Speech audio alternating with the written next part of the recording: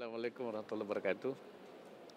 Eh, saya sejak kemarin ada di Shanghai dan kemarin saya bertemu dengan perwakilan LPPOM di Shanghai dan juga ada dengan mitranya, ya Al-Amin Bio Consultant ya, yang juga mensertifikasi perusahaan-perusahaan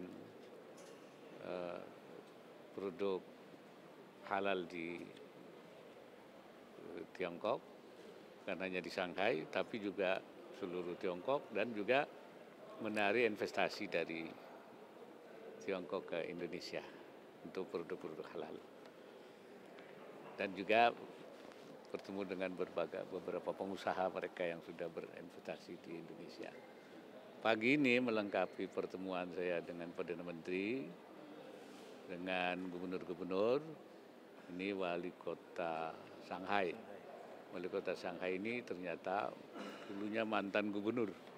Jadi pentingnya Shanghai ini.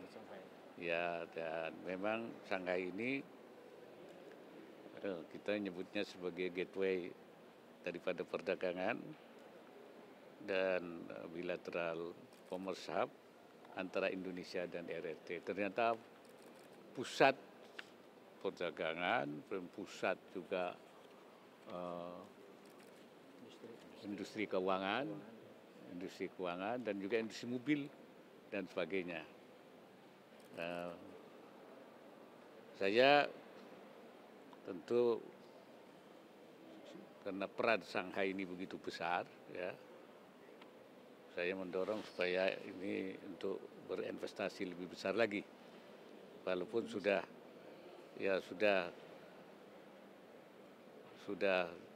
mereka berinvestasi dalam rangka penguatan kemitraan strategis komprehensif RI dan RRT di bidang investasi. Mereka sudah besar ya di Indonesia, termasuk juga di Morowali itu di sini, dan mereka akan terus mengembangkan investasinya di Indonesia. Mereka juga tertarik dengan pariwisata juga. Mereka menurut beliau pariwisata Indonesia menarik, alamnya dan tentu berbagai yang terkait dengan pariwisata. Karena itu juga industri mobil listrik, ya. Ternyata pusat mobil listrik di Tiongkok itu memang di Shanghai, dan dia akan mengembangkan itu. Saya juga informasikan ya tentang masalah industri halal.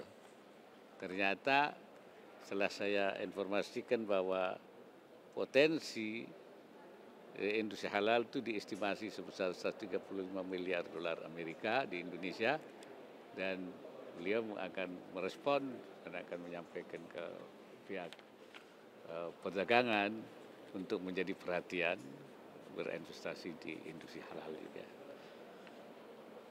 Dan tidak lupa saya juga menyampaikan soal people to people contact, karena itu penting sekali soal pendidikan vokasi, ya, yang saya juga sampaikan kepada Presiden, dan itu menjadi hal ya, dan pariwisata. Dan beliau juga mengajak supaya lebih banyak lagi orang-orang Shanghai berpariwisata ke Indonesia. Sebaliknya beliau juga mengimbau supaya orang Indonesia juga berwisata. Dan beliau mengatakan supaya saya sering-sering datang juga ke Shanghai, ya, kata beliau. Itulah saya kira hal-hal yang, dan tadi malam juga selain saya bertemu dengan masyarakat, ada dua pengusaha besar yang juga pertama sudah menanamkan pabrik semen di Indonesia. Sudah ada 3 lokasi dia di Jember,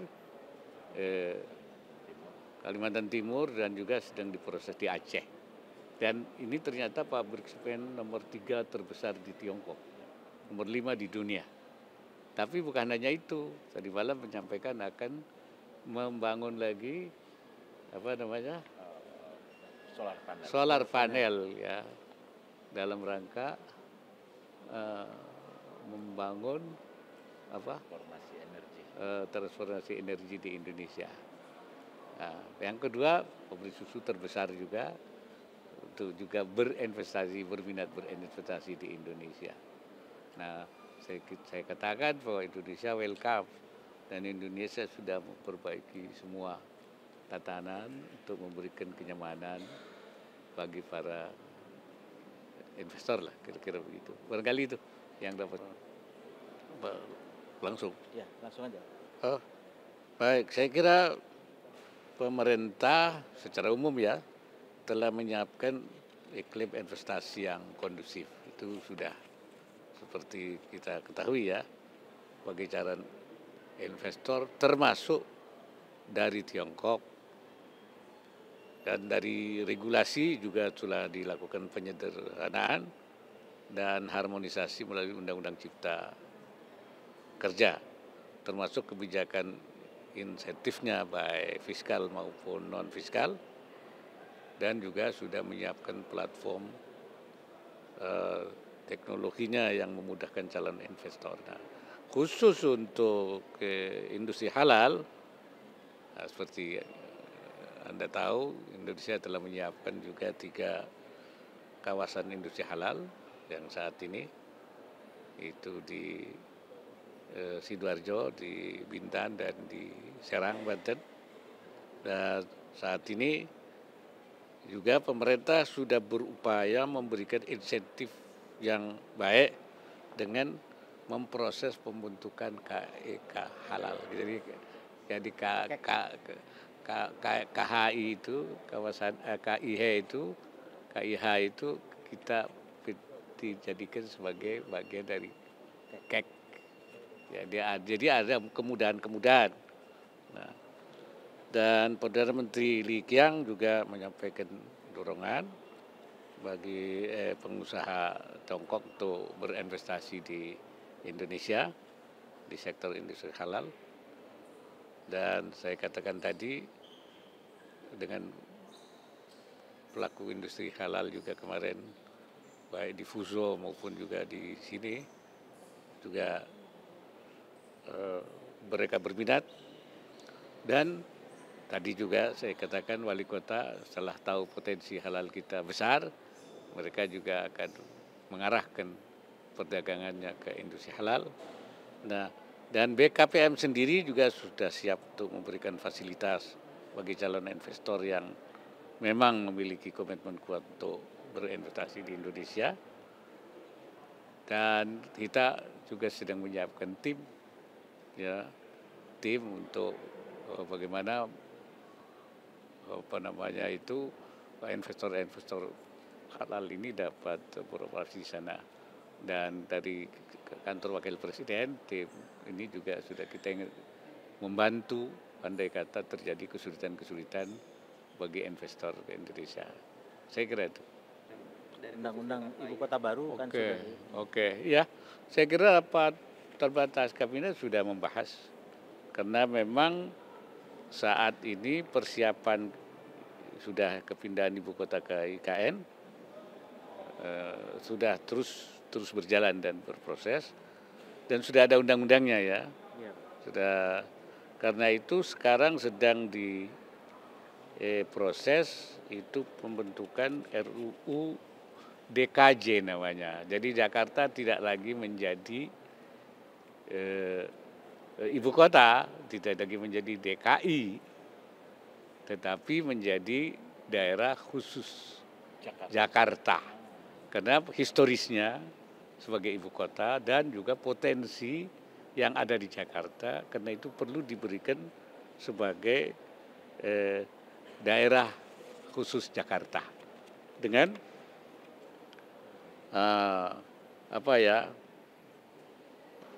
mempertimbangkan landasan sosiologis dan historis ya, dan Jakarta akan diberikan sejumlah kewenangan khusus untuk membantu menyelesaikan berbagai masalah yang kompleks, ya, kompleksitas permasalahan perkotaan, misalnya soal kemacetan, soal polusi, soal banjir, ya, dan juga Jakarta sebagai kota ekonomi terbesar di macam global lah, kota global.